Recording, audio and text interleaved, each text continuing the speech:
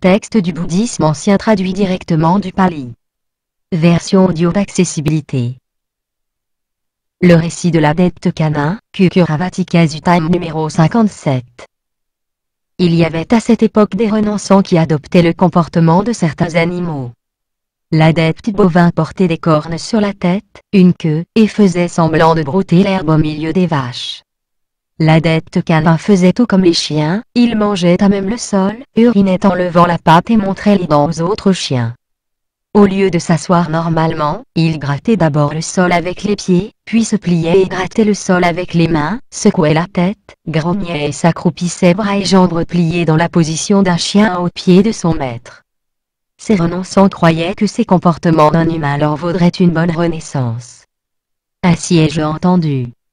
En ce temps-là le Seigneur séjournait chez les Kwaya dont la ville s'appelle Alidavasana. L'adepte bovin Puna, fils des Kwaya, et l'adepte canin Nusenia vinrent voir le Seigneur. Puna salua le Seigneur en arrivant et s'assit convenablement. Senia salua le Seigneur et ils échangèrent des paroles aimables et mémorables et il s'accroupit comme un chien. Une fois bien assis, l'adepte bovin Puna demanda au Seigneur. L'adepte canin Nusenia réalise une performance difficile, Seigneur, il mange ce qu'on laisse sur le sol, et cela fait longtemps qu'il s'est complètement engagé dans le rite canin. Quelle sera sa destinée? Où ira-t-il après la mort? Il suffit, Puna. Laissons cela. Ne me pose pas cette question. Mais Puna posa la question une deuxième, et une troisième fois. À la troisième fois, le Seigneur dit. Puisque tu ne m'écoutes pas, Puna, quand je te dis il suffit, laissons cela, ne me pose pas cette question, je vais te répondre. Si quelqu'un pratique le rite canin totalement et sans arrêt, adopte le comportement des chiens totalement et sans arrêt, veut faire comme les chiens totalement et sans arrêt, et imite les chiens totalement et sans arrêt, lors de la destruction du corps ou plus tard après la mort, il renaît dans la compagnie des chiens. Si de plus il croit que ce comportement, ce rite, cette ascèse, cette vie sainte fera de lui un dieu majeur ou mineur, cette croyance est fausse. Et s'il a cette croyance erronée, il connaîtra, je l'affirme, l'une de ces deux destinées, l'enfer ou une naissance animale. Donc, si le rite canin réussit, il mène à la compagnie des chiens, mais à l'enfer s'il dévie, à cause de la croyance. À ces mots l'adepte canin Nusenia poussa des cris et versa des larmes. Le Seigneur fit remarquer à Puna. Je t'avais bien dit. Il suffit. Laissons cela. Ne me pose pas cette question. Seigneur, je ne me lamente pas à cause des paroles du Seigneur, mais parce que je me suis totalement engagé dans le rite canin depuis si longtemps.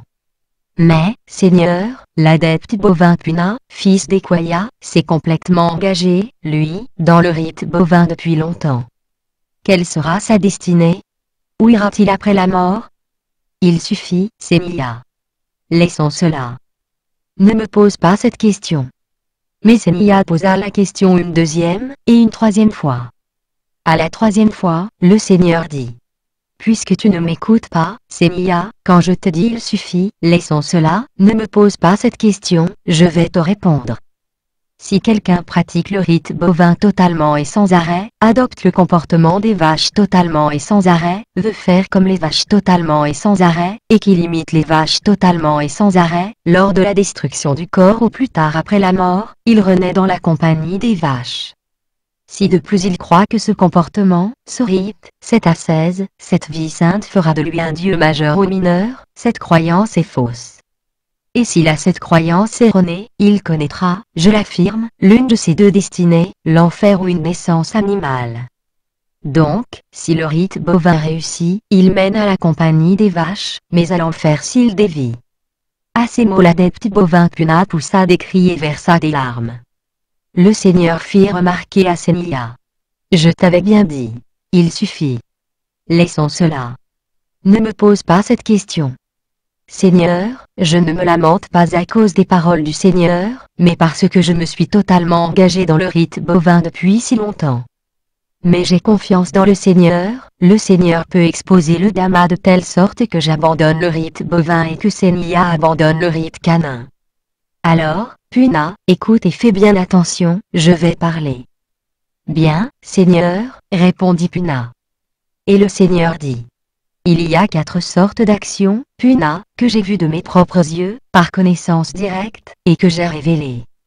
Il y a l'action sombre à conséquence sombre, l'action claire à conséquence claire, l'action sombre et claire à conséquence sombre et claire, et l'action ni sombre ni claire à conséquence ni sombre ni claire. Cette dernière mène à la destruction des actions. Qu'est donc, Puna, l'action sombre à conséquence sombre? Quelqu'un commet intentionnellement des actions agressives, qu'elles soient physiques, verbales ou mentales. De ce fait, il va renaître dans un monde d'agression. Dans ce monde agressif, il sera soumis à des contacts agressifs et ressentira des sensations d'agression totalement douloureuses comme dans le cas des êtres de l'enfer. Ainsi, Puna, l'apparition de l'être existant résulte de l'action ayant existé. On apparaît selon ce qu'on a fait et les contacts, et fait des actions antérieures, affectent celui qui est apparu.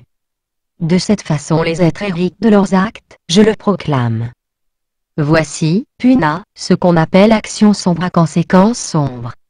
Et qu'est donc, Puna, l'action claire à conséquence claire? Quelqu'un fait intentionnellement des actions bienfaisantes, qu'elles soient physiques, verbales ou mentales. De ce fait, il va renaître dans un monde plaisant. Dans ce monde plaisant, il sera soumis à des contacts plaisants et ressentira des sensations plaisantes, totalement agréables comme dans le cas des dieux splendides. Ainsi, Puna, l'apparition de l'existant résulte de l'ayant existé. On apparaît selon ce qu'on a fait et les contacts affectent celui qui est apparu. De cette façon les êtres héritent de leurs actes, je le proclame. Voici, Puna, ce qu'on appelle action claire à conséquence claire. Et qu'est donc, Puna, l'action sombre et claire à conséquence sombre et claire? Quelqu'un fait intentionnellement des actions tantôt agressives tantôt bienfaisantes, qu'elles soient physiques, verbales ou mentales. De ce fait, il va renaître dans un monde tantôt agressif tantôt plaisant. Dans ce monde tantôt agressif tantôt plaisant, il sera soumis à des contacts tantôt agressifs tantôt plaisants et ressentira des sensations tantôt agressives tantôt plaisantes, le sombre et le clair étant mélangés, comme c'est le cas pour les hommes, pour certains dieux et pour certains déchus. Ainsi, Puna, l'apparition de l'existant résulte de l'ayant existé. On apparaît selon ce qu'on a fait et les contacts affectent celui qui est apparu. De cette façon les êtres héritent de leurs actes, je le proclame. Voici, Puna, ce qu'on appelle action sombre et claire à conséquence sombre et claire. Et qu'est donc, Puna, l'action ni sombre ni claire à conséquence ni sombre ni claire, action qui mène à la destruction des actions?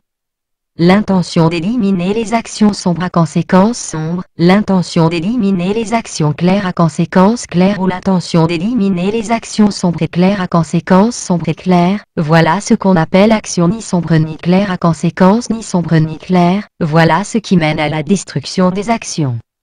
Telles sont, Puna, les 4 sortes d'actions que j'ai vues de mes propres yeux, par connaissance directe, et que j'ai révélées. Ainsi parla le Seigneur. Et l'adepte bovin Puna, fils d'Equaya, lui dit: C'est merveilleux, honorable Gautama. C'est merveilleux, honorable Gautama. C'est comme si l'honorable Gautama avait redressé ce qui penchait, avait révélé ce qui était caché, avait montré le chemin à l'égaré, et avait apporté une lampe dans l'obscurité pour que ceux qui ont des yeux voient. C'est ainsi de plusieurs façons que l'honorable Gautama a exposé l'enseignement. Je cherche refuge auprès de l'honorable Gautama, du Dhamma et du Sangha monastique. Que l'honorable Gautama me considère dès à présent comme un fidèle qui gardera le refuge tant qu'il lui restera un souffle de vie. Mais l'adepte Kananusenia déclara au Seigneur: C'est merveilleux, honorable Gautama. C'est merveilleux, honorable Gautama. C'est comme si l'honorable Gautama avait redressé ce qui penchait, avait révélé ce qui était caché, avait montré le chemin à l'égaré, et avait apporté une lampe dans l'obscurité pour que ceux qui ont des yeux voient. C'est ainsi de plusieurs façons que l'honorable Gautama a exposé l'enseignement. Je cherche refuge auprès de l'honorable Gautama, du Dhamma et du Sangha monastique. Puissais-je être admis en présence du Seigneur, puissais-je être ordonné. Celui qui vient d'une autre école, Semilla, qui demande à être admis dans ce Dhamma Vinaya et à recevoir l'ordination, doit faire 4 mois de probation. Au bout des 4 mois, s'ils en décident ainsi, les moines le font entrer, ils l'ordonnent moine. Et là aussi les différences entre les individus me sont connues. Si ceux qui viennent d'une autre école, Seigneur, qui demandent à être admis dans ce Dhamma Vinaya et à recevoir l'ordination, doivent faire 4 mois de probation, et si au bout des 4 mois les moines, s'ils en décident ainsi, les font entrer et les ordonnent moines, je ferai, moi, 4 ans. Si au bout des 4 ans les moines en décident ainsi, ils me feront entrer et m'ordonneront moine. L'adepte Kananu Seniya reçut l'admission en présence du Seigneur, il reçut l'ordination. Fraîchement ordonné, le vénérable Seniya resta solitaire, retiré, vigilant, énergique et résolu. Il ne lui fallut alors pas longtemps pour voir de ses propres yeux, par connaissance directe, dans la réalité présente, cet aboutissement insurpassable de la vie sainte pour lequel les fils de bonne famille passent à juste titre du foyer au sans foyer, il y accéda, il y demeura. Il reconnut détruite et la naissance, achevé la vie sainte, fait ce qui était à faire et rien de plus ici-bas. Le vénérable Seniya devint l'un des accomplis. Note du traducteur. Action. Kama. Ce récit met l'accent sur les intentions, ce Tana. Les actions agressives sont les intentions pernicieuses, Visude 14, et les actions inoffensives représentent les intentions bénéfiques, Visude 14. Le Seigneur voit qui a besoin d'une période de probation et qui n'en a pas besoin. Traduction. Christian Maes. Réalisation vidéotexte. Les connaisseurs du monde.